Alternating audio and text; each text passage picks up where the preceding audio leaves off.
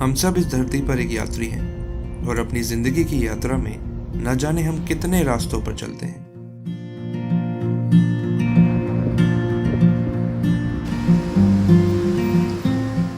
कुछ पाते हैं, कुछ खोते हैं, कुछ सीखते हैं, सिखाते हैं, पर समय के चक्र के साथ चलते जाते हैं। हमारे सफर की शुरुआत देवप्रयाग से होती है, जहाँ हमारा ड्रोन एक पतले तार से टकराकर गंगा में बह जाता है और हम उसे खो देते हैं।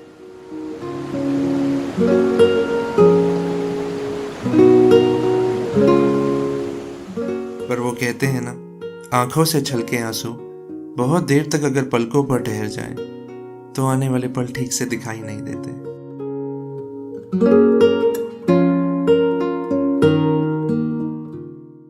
इसी भाव के साथ उत्तराखंड की इस देवभूमि में हम निकल पड़े हिमालय में वहां पहुंचने के लिए जहां भगवान शिव को समर्पित पंच केदारों में से एक मध्य महेश्वर मंदिर है।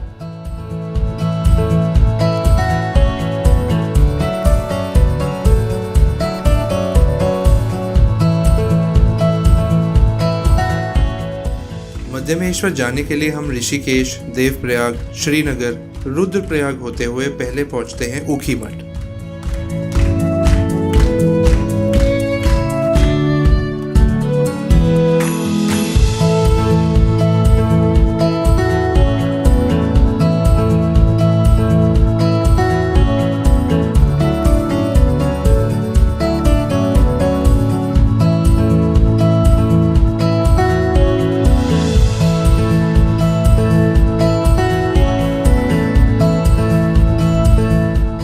ऊखीमठ से रास्ता पतला हो जाता है और हमें पहुंचना है 26 किलोमीटर आगे रांसी गांव होते हुए अतोलीधार।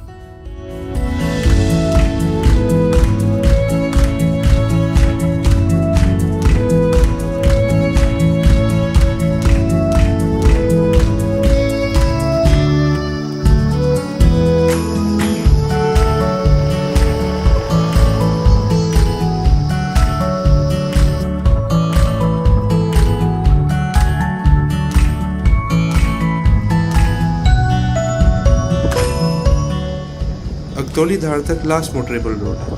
वहाँ पहाड़ी के किनारे आप अपने व्हीकल्स पार्क कर सकते हैं और यहाँ से शुरू होता है मध्य महेश्वर पहुँचने के लिए एक बेहद खूबसूरत 15 से 16 किलोमीटर का ट्रैक।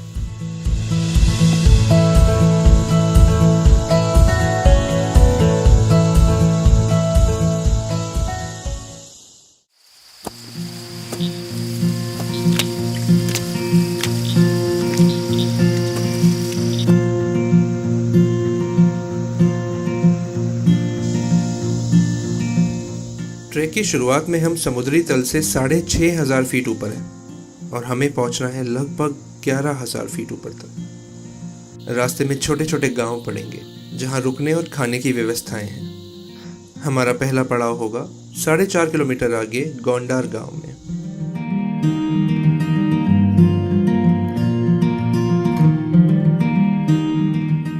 ये खूबसूरत track Kedarnath wild life sanctuary में आता है और कुछ किलोमीटर चलते चलते नेचर के इतने करीब होने का एहसास धीरे धीरे हम तीनों के जहन में चढ़ने लगता है।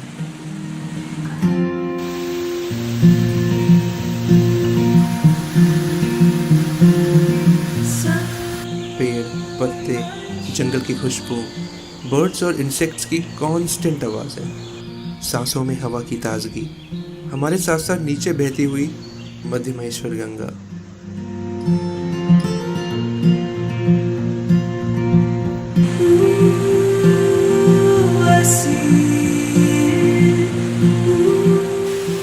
मंत्र मुग्ध करने वाले प्राकृतिक झरने, ऐसा लगने लगता है कि हम नेचर से वापस जुड़ गए। ऐसा लगता है that we have come home।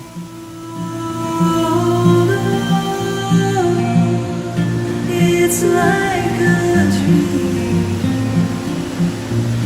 reminding me of home, reminding me of home, reminding me of home।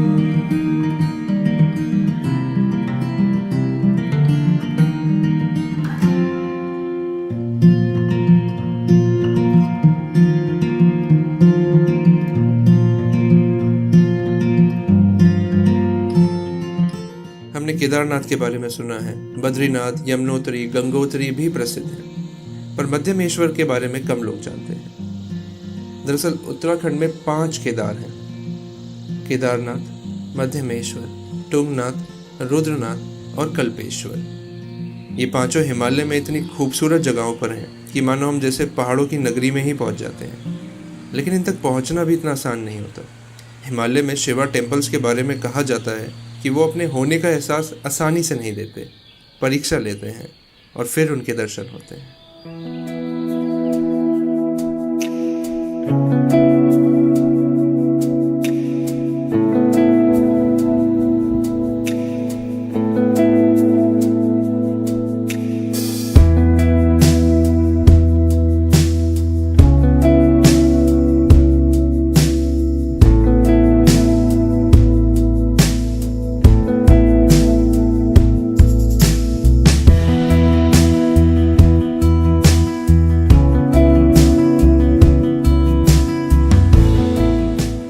Nothing beats पहाड़ों की चाय। ये सिंपल मौसम, सिंपल वातावरण, पहाड़ों के बैकड्रॉप पर गढ़वाली घर, ताज़ा हवा, छतों पर सूखती हुई लाल मिर्चें, कहीं दादी छत पर आराम कर रही हैं, घरों के पीछे नीचे मध्यमेश्वर गंगा बह रही है और हम यहाँ पर बैठ के शांति से बहुत ही बढ़िया चाय पी रहे हैं।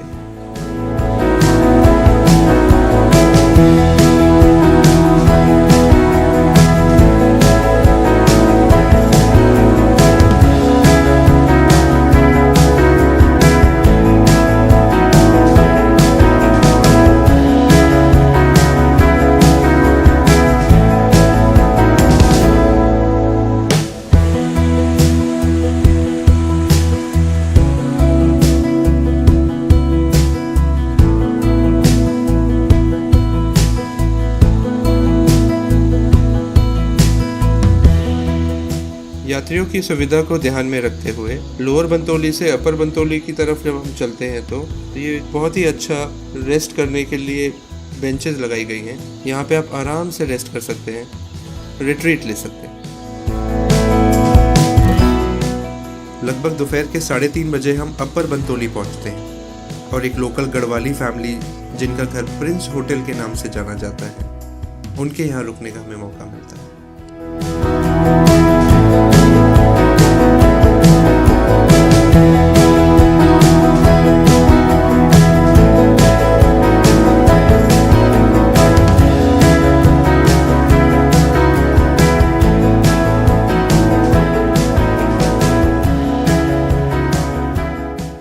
हम सभी लोग कहीं ना कहीं किसी न किसी कड़ी से जुड़े हुए।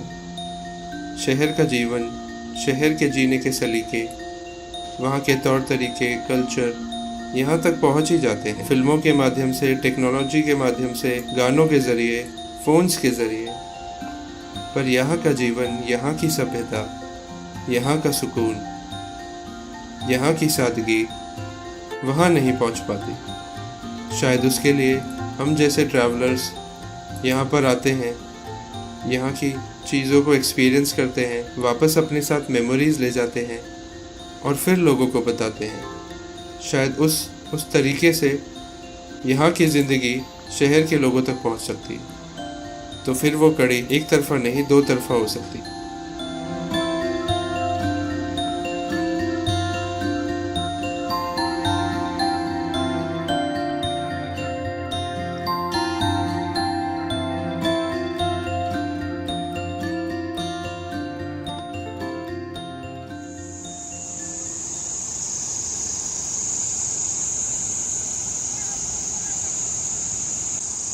एक नई सुबह का इंतज़ार करके राही फिर निकले हैं अपनी मंजिल की तरफ। मुश्किल ज़रूर है आगे का सफ़र, लेकिन चलते रहना ही है एकमात्र विकल्प। आज हमारे ट्रैक का सबसे मुश्किल दिन है, क्योंकि जैसे जैसे हम आगे बढ़ते जाएंगे चढ़ाई स्टीप होती चली जाएगी, सीनरी और खूबसूरत हो जाएगी और मध्यमेश्वर पहुंचने तक आज में हम 5000 फीट और ऊपर पहुंच जाएंगे।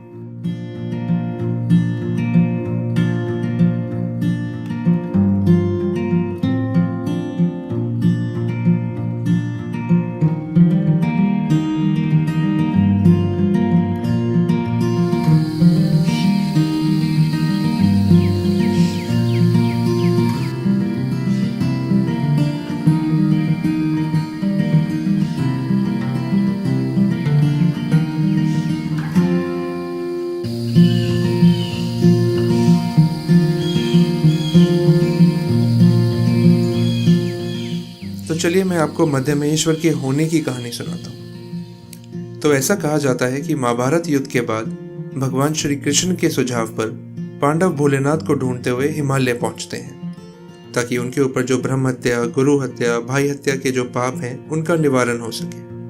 पर भोलेनाथ पांडवों से नाराज थे क्योंकि कुरुक्षेत्र युद्ध में बड़े पैमाने पर विनाश हुआ था। इसलिए अपना रूप बदलकर वो केदारनाथ में भैंस का रूप ले लेते हैं। लेकिन भीम उनको पहचान लेते हैं और उनका पीछा करते करते पकड़ने की कोशिश करते हैं। अब भोलेनाथ का सर नेपाल पशुपतिनाथ में और धड़ यहाँ रह जाता है। बाद में वो 5 अलग अलग जगह हिस्सों में पांडवों को अपने दर्शन देते हैं।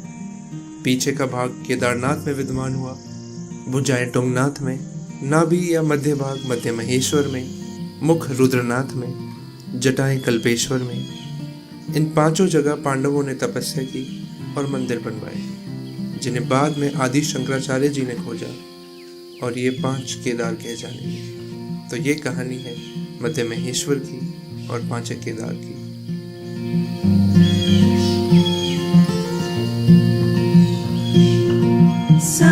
Sunlight shines, paints the coastline. I'll soon be home by the moonlight. Ooh, I see it. Ooh, I feel it. Hold on, hold on.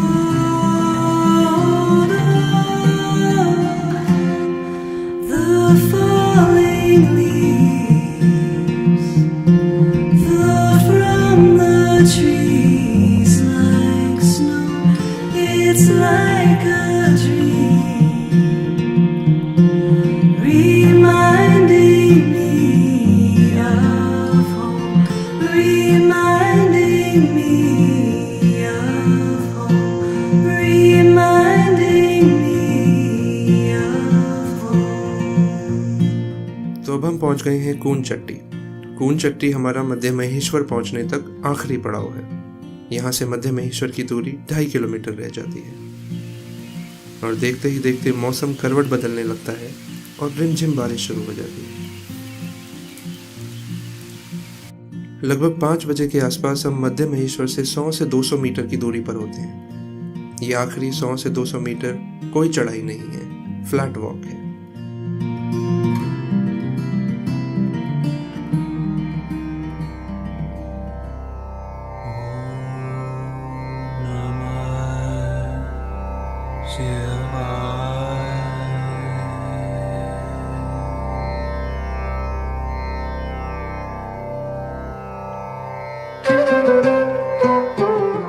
जिसकी तलाश में निकले थे आखिर हम वहां पहुंच जाते हैं।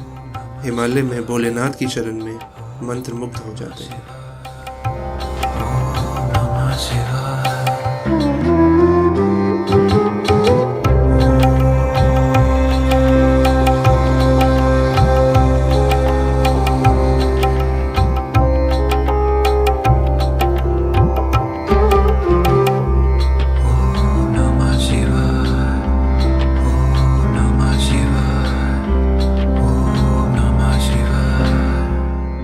इस जगह की अपनी एनर्जी है, वाइब्रेशन है, प्योरिटी है।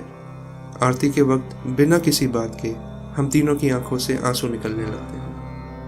ऐसा लगता है मानो जो कुछ अंदर था सब समर्पित हो गया और हम शुद्ध हो गए।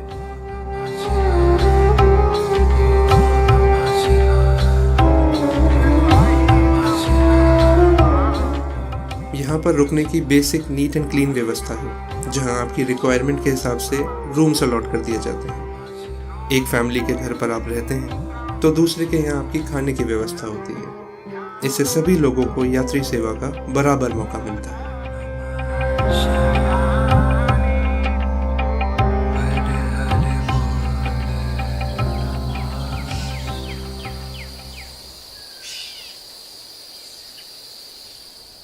इस ट्रैक का सबसे खूबसूरत नज़ारा 2 किलोमीटर और ऊपर है, जिसके लिए आज हम सुबह 5 बजे उठे। उस जगह को बूढ़ा महेश्वर भी कहते हैं। वहाँ सनराइज पर हिमालयन चौखंबा पर्वतों का दीदार आसमान में भी होता है और नीचे तालाब में भी।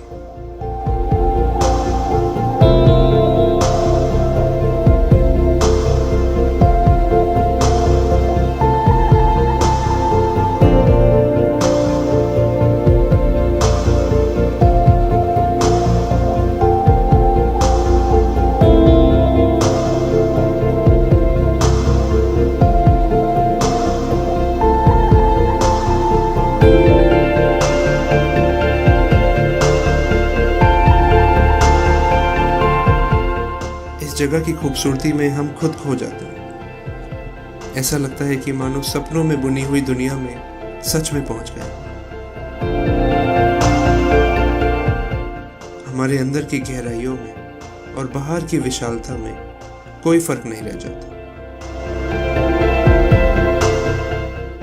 शायद सच कहते हैं, हिमालय में खुद को खोजने जो आते हैं खुद ही को भूल जाते हैं।